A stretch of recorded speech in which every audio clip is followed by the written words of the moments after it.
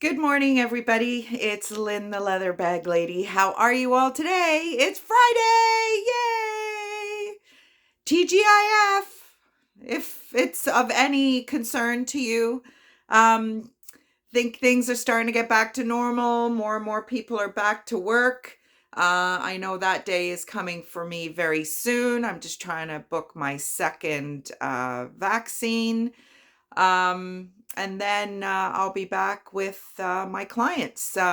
It's very, very part time, but it is a reason that I won't be able to be in Dunville every day, which is probably not a bad thing because my poor house is getting more neglected than ever.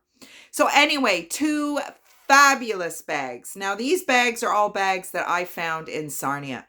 I am finding sweet diddly butt kiss nothing here in Hamilton. I cannot tell you how many pickers, resellers, whatever you want to call us, that's the only people in Value Village right now for the most part. It's the gentleman with the books and they're scanning. It's the gentleman in the vinyl record section. They're scanning. I've never noticed women in the bags. Well, let me tell you. Now, I know that I have 7 years experience and I'm seeing people taking the time to scan bags and whatever. And I can tell you right now, that isn't going to sell, but we all have a different audience. So my Etsy platform, first of all, it has to be vintage. So that's where I maybe save a little grace because everybody else is looking for the Kate Spades, the Michael Kors. And I'll tell you, a lady the other day had a cart full of them. Ugh. But I would have done the exact same thing. So I guess what I'm saying is whether it's the pandemic, whether it's the fact that we are now all going at the same time, that it is just so obvious that there's very, very few people thrifting for themselves. This reselling thing, even Kijiji, Marketplace, it's just insane. People have had some really rough times and maybe they've seen the money that can be made. I mean, it's all, well, I shouldn't say that. It could be a primary income for some people, but it's just so inconsistent. I mean, this month, for example, my Etsy sales are negligible. And, you know, but anyway, the bags today are both 70s bags. Sarnia was good for me. I said to my mom yesterday, I said, I think I'm going to be going back to Sarnia a little more frequently because it's just like I've already said, there's just too much competition here. I wish I was like Miss Philly where we have been open all along, but hopefully step 2 will get, 25%, how can you open water parks and only allow 15% people in a store? Like, I don't think anybody gets it. Anyway, bag number 1 is so cool. Look at this thing. This is all leather lacing. Now, there's some of the high points have a little bit of color. Maybe the other side's easier to see. Yeah, there's just a little bit of color variance here. But how unique is this bag? It's just awesome.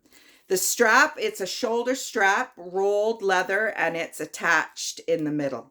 So I'll bring you down a little bit. So there's the bag. It's very, very unique. And I'm about to have a hot flash again. Whew. Anyway. So this brand, Lavanda Well, I don't know what's happening. I believe it's like a Hong Kong, Korea brand. I've had it before. See what it says. Made in China. Yeah. But it does have the fabric interior. There is a zippered pocket. Of course, no phone pouches because we didn't have phones then.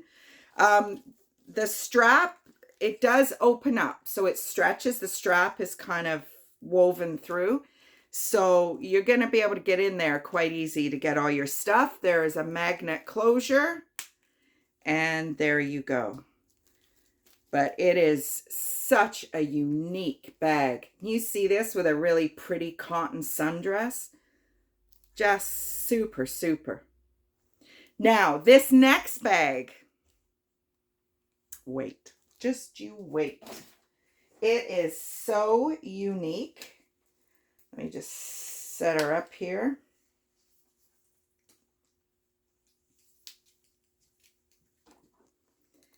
Check this out. Isn't that fantastic? So this material is, you know, it's kind of like this shape, and it's, you know, it's slid up the side, and it's like one of those hippie sweaters. That's kind of what this material is made out of. And then you've got your leather. Now there are some marks on the leather, but to me, like, this is so unique. Like, this is a piece of fashion history. Like most of the bags I got from Sarnia are just, I mean, look at the kind of flames or whatever. There's a little chain, and these two, oh, I didn't even notice there's like a little starfish here. And the straps, oh, and then there's this little bit here also. It's a snapper. Like, this is beautiful. Like, where are you going to see this? I think that's what I love about the vintage the most. Now, these straps are on either end, which is just another difference.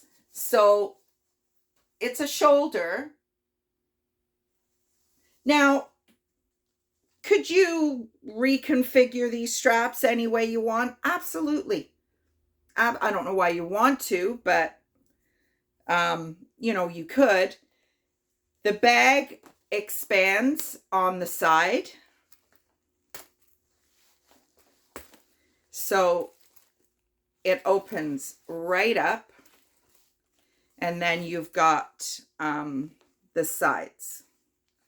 There is a slip pocket inside. It's maybe that deep. It's not very deep at all. There was a little hole. Oh, it's not a hole.